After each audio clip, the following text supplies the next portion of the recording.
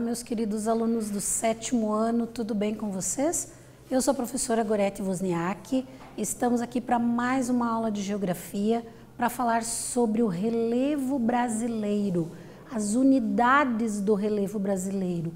O que significa isso? Qual é a relação do estudo do relevo com o desenvolvimento das atividades humanas? Onde se desenvolvem as atividades humanas? Será que existe uma relação com o relevo? Tem a ver com essa palavrinha? Então, vamos juntos acompanhar, vamos juntos aqui no nosso objetivo da aula de hoje. Conhecer as principais características do relevo brasileiro, bem como as principais formas e unidades do relevo presente no Brasil. Quando eu penso ali, principais características. Se eu tenho diferenças de características do relevo, eu vou ter diferentes unidades e formas desse relevo brasileiro e de qualquer outra parte do mundo. Mas para iniciar, eu pergunto para vocês ali, quais são os lugares propícios para uma construção, para fazer uma casa, para uma fábrica, para uma estrada, para um aeroporto, para fazer uma plantação? Isso tem relação com o relevo? As atividades onde elas são desenvolvidas, existem lugares melhores para se desenvolver determinada atividade que está relacionado com o relevo, com eu pensar esse conhecimento? O que quer dizer a palavra relevo? Ela está ligada ao formato da superfície. É a forma da superfície terrestre. E aí, se eu pensar desta maneira, eu vou ter então ali a análise sobre, sim, existem lugares que são mais propícios às construções, que são mais propícios às plantações ou ao desenvolvimento de determinadas atividades, certo? E para a gente pensar em detalhes sobre isso, a gente tem que entender a importância de estudar o relevo. Por que é importante estudar a superfície terrestre e, neste caso específico, a superfície do Brasil? A superfície que eu estou falando é a forma dessa superfície, que eu chamo de relevo. Porque nela nós desenvolvemos atividades de lazer e economia, como, por exemplo, ir à praia, como, por exemplo, esquiar numa montanha.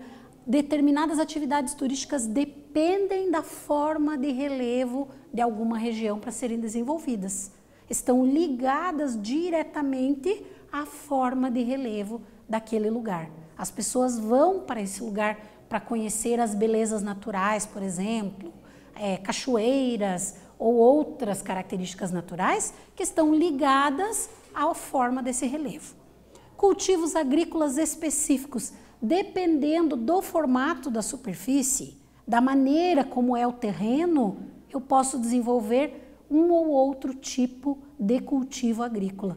Eu posso plantar um ou outro tipo de item, né? Por exemplo, nessa região é melhor para plantar soja, naquela região é melhor para plantar café e assim sucessivamente, ligados à forma desse relevo.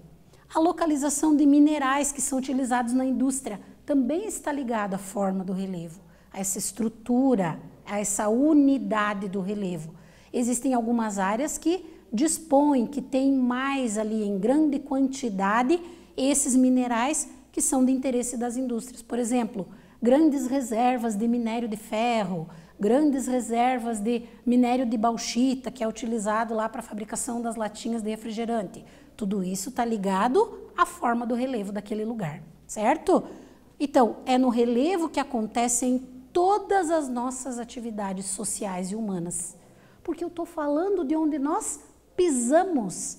É todo o espaço geográfico onde nós vamos e voltamos, né, do nosso ir e vir. É onde nós desenvolvemos todas as nossas atividades, onde nós temos as nossas casas construídas, onde nós temos os prédios, por exemplo, das nossas escolas.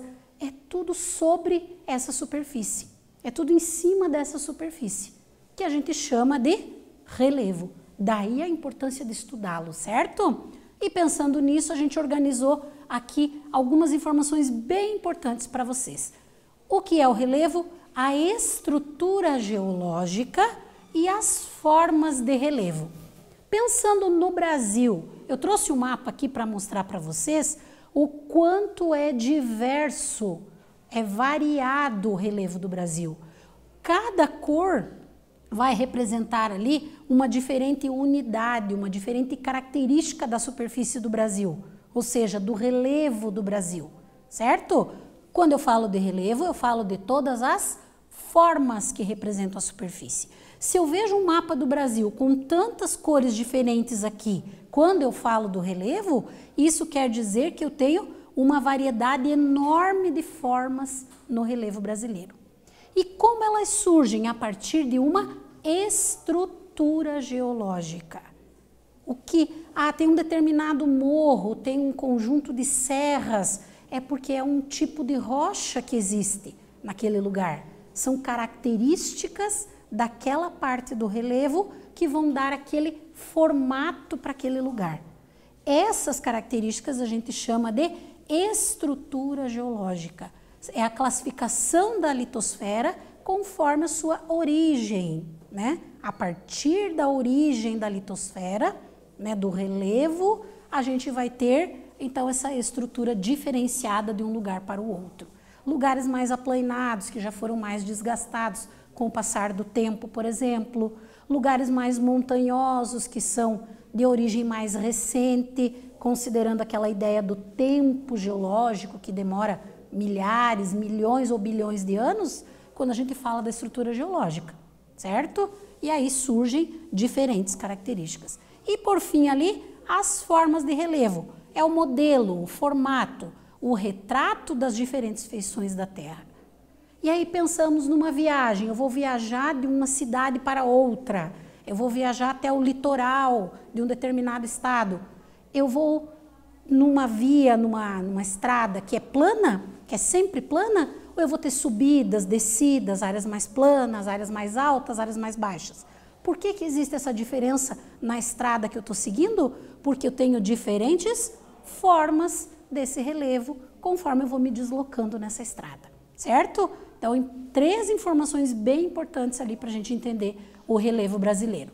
E aí a gente classifica, a gente organiza as unidades e as formas do relevo a partir dessas características, certo? Então, nós vamos ter ali algumas formas de relevo terrestre e delas nós temos aquelas que estão presentes no território brasileiro. A primeira que nós vamos falar são os planaltos. O que são os planaltos? São áreas onduladas com altitudes variáveis, formas variadas de relevo. Então, os planaltos são áreas onduladas. A gente sabe que não é plano, é cheio de ondulações. Altitudes variáveis. O que é a altitude? É a altura em relação ao nível do mar. Então, de uma determinada altitude em diante, nós vamos ter as áreas de planalto, né? E a partir daí, tem planaltos que são com maior altitude, outros com menor altitude, ou seja, mais altos, mais baixos em relação ao nível do mar, certo? Por isso, altitudes variáveis. E formas variadas. Dentro dos planaltos, nós vamos ter diferentes formas, como as chapadas, os morros, as colinas. São diferentes formas dentro dos planaltos. O processo de erosão é predominante nos planaltos, ou seja, o desgaste, as áreas de planalto são mais altas. Então, a chuva, o vento vai batendo ali e vai desgastando. Por isso que a gente diz que é o processo de erosão que é predominante e essas formas já são antigas e desgastadas. No Brasil, os planaltos são antigos, antigos de milhões de anos e bastante desgastados. Por isso que a gente não tem áreas no Brasil tão elevadas comparadas, por exemplo, à Cordilheira dos Andes, certo? Os planaltos mais extensos do Brasil são das Guianas, Planalto Central e o Planalto Meridional, certo? Os ponto mais alto do Brasil que ficam em áreas de planaltos é o Pico da Neblina, que fica lá no Planalto das Guianas, no norte do Amazonas. Então, é uma das referências ali quando a gente fala do Planalto das Guianas, um dos pontos mais altos, né? E é o do Brasil é o ponto mais alto, com um pouco mais de 3.000 metros de altitude, ok? Alguns exemplos ali dessa ideia das formas do relevo e dos conjuntos de planaltos, né? Então aqui eu tenho Serra da Graciosa, Serra do Rio do Rastro, são diferentes características, mas todas fazem parte de um planalto do Brasil, tá? E aí aqui, Chapada Diamantina, Serra da Mantiqueira, são diferentes formas também e diferem lá da Serra do Rio do Rastro, da Serra da Graciosa, mas também fazem parte dessa unidade que a gente chama de planaltos, ok? Perguntinha para vocês pensarem e responderem. Sobre os impactos ambientais provocados pela mineração, assinale a alternativa incorreta. Pensando naquela ideia de uso dessas áreas, de modificação do relevo para retirar os minerais. O que é incorreto afirmar das alternativas que nós temos aqui? Respondam com cuidado e a gente já volta para corrigir.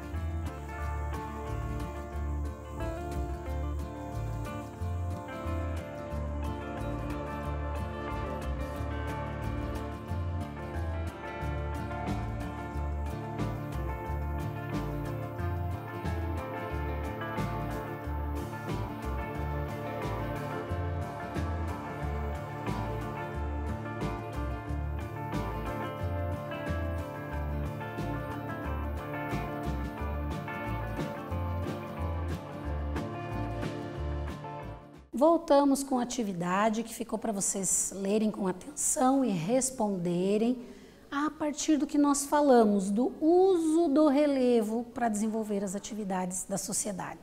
Então, a exploração de recursos, né? Como eu modifico esse relevo, como eu modifico essa estrutura, retirando recursos. E nós falamos ao longo da nossa explicação ali sobre retirar, sobre modificar esses espaços, sobre a exploração de recursos que é importante para a economia também. E a pergunta vem falar disso, impactos ambientais provocados pela mineração. A retirada dos minerais provoca determinados impactos, quer dizer, muda aquele espaço, muda as características naturais do relevo daquela área. O que é incorreto afirmar quando eu penso nessas alterações do relevo a partir da atividade de mineração? Então, vamos ver a resposta lá. A atividade de mineração não faz escavações para a retirada dos minerais. O solo não é removido, portanto, não tem riscos de erosão. Isso aqui é incorreto. Pelo contrário, nós temos uma mudança significativa nas formas do relevo a partir da atividade de mineração. A gente vai ter, sim, escavações, vai para a retirada dos minerais, porque não existe outra forma de eu retirar o mineral daquela porção do relevo, né, da superfície terrestre ou do subsolo, sem fazer as escavações. Então, já vou modificar aquele espaço geográfico. O solo é removido, por quê? Porque os minerais estão no subsolo, então eu preciso tirar a camada de solo para poder explorar os recursos minerais que estão lá embaixo. E, portanto, causa ali sim riscos de erosão, né, desse material ser carregado, por exemplo, pela água da chuva, pela maneira como foi modificado aquele espaço ali, pode causar ali processos erosivos. Então, quem anotou essa alternativa ali, era a resposta que vocês deveriam marcar, que é incorreto em relação aos impactos da mineração, tá? Continuando com as formas de relevo, nós falamos dos planaltos. No Brasil existem mais duas formas presentes no nosso território, certo? Na verdade, se eu pensar no relevo terrestre, existe mais do que isso. Mas o que nós temos presente no Brasil? Os planaltos, as planícies. que são as planícies? São áreas relativamente planas. Ela não é 100% plana, mas se eu comparar com os planaltos, ela é relativamente plana, né? Recebem grande quantidade de sedimentos de origem fluvial, lacustre ou marinha, ou seja, dos rios, lagos ou do próprio mar ou oceano. Então a água carrega esses sedimentos. Um exemplo de sedimento é a areia, né? Areias nada mais é do que, ou nada mais são do que pequenos pedacinhos da rocha que foi desgastada e transportada pela água, pelo vento para outros lugares. Se eu tenho as áreas mais planas, é justamente nessas áreas ou para estas áreas que serão carregados esses sedimentos, certo? Então, aí eles são carregados e depositados, ficam paradinhos ali nas partes mais baixas. Pode ser que chegou lá através da água dos rios, lagos, mares ou oceanos, ou mesmo através do vento, né, que circula e também transporta esses sedimentos para as áreas mais planas. O processo de sedimentação é predominante, ou seja, essa deposição. É como se fosse um depósito gigante ali de sedimentos, entre eles a areia é o principal exemplo, né? As planícies mais extensas do Brasil são quais? Planície amazônica, planície costeira ou litorânea, que contorna todo o litoral do nosso país, e a planície do Pantanal. São as grandes planícies brasileiras, são essas grandes áreas mais planas do território brasileiro, certo? E aí, aqui nós temos algumas imagens para ilustrar, para mostrar para nós o que são essas planícies, né? Aqui a planície do Rio Amazonas, né? Então uma parte de onde tem a floresta amazônica que é extremamente aplainada ali. A planície do Pantanal Mato Grossense, que fica entre o Mato Grosso e Mato Grosso do Sul, bem na porção oeste do Brasil. Então também é uma região bem plana. A planície litorânea ou costeira, né? Que nós temos aqui onde estão as praias, né? Onde estão as formações de praias ali, que são áreas também bem aplainadas, tá? E aí, a outra forma presente no relevo brasileiro são as depressões. O que são as depressões? Áreas mais rebaixadas em relação ao seu entorno devido ao desgaste. Então, eu tenho uma área mais baixa e no entorno dela eu vou ter morros e serras. Isso é uma depressão, certo? Em relação ao seu entorno, ela é mais rebaixada. As áreas relativamente planas com suaves desníveis. No Brasil, as depressões são todas relativas, ou seja, estão acima do nível do mar. Existem depressões absolutas, que são aquelas que estão abaixo do nível do mar. O exemplo mais conhecido é o Mar Morto, que é uma depressão absoluta. Mas no Brasil nós não temos, só temos depressões relativas. E aí, as principais são a depressão sertaneja e do São Francisco, a periférica sul-rio-grandense, que ultrapassa os 200 metros de altitude, e a depressão periférica da borda leste da bacia do Paraná, que alcança as maiores altitudes e que ocupa aí boa parte, por exemplo, do estado do Paraná, tá? Aqui uma imagem para a gente entender, uma área rebaixada e o seu entorno ali mais elevado, né? Áreas mais elevadas. Então aqui eu tenho uma formação de uma depressão, tá? Atividadezinha ali. São áreas geralmente associadas a processos de sedimentação, isto é, áreas de deposição de sedimentos. O texto está se referindo a qual forma de relevo? Respondam com cuidado, a gente já volta para corrigir.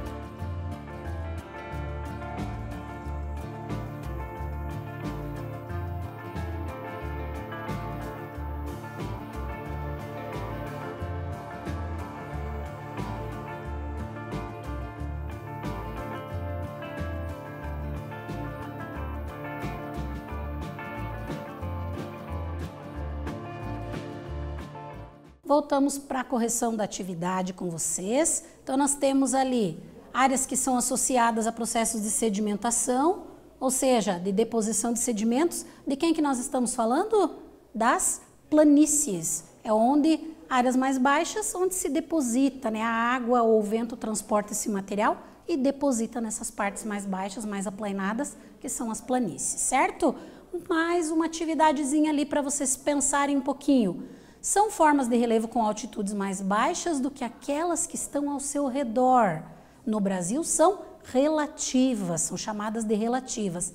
Esse texto está se referindo a qual forma de relevo? Respondam mais essa e a gente já volta para corrigir.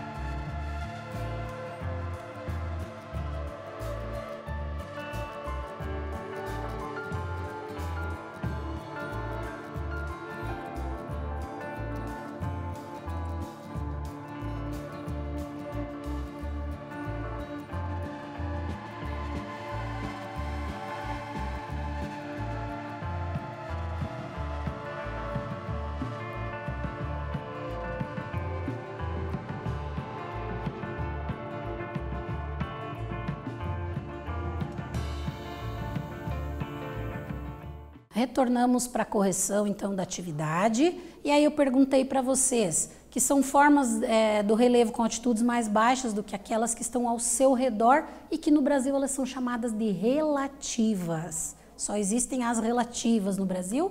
Estamos falando das depressões. No Brasil nós só temos depressões relativas. Uma das maiores, que apresenta as maiores altitudes, é a depressão periférica da borda leste da bacia do Paraná.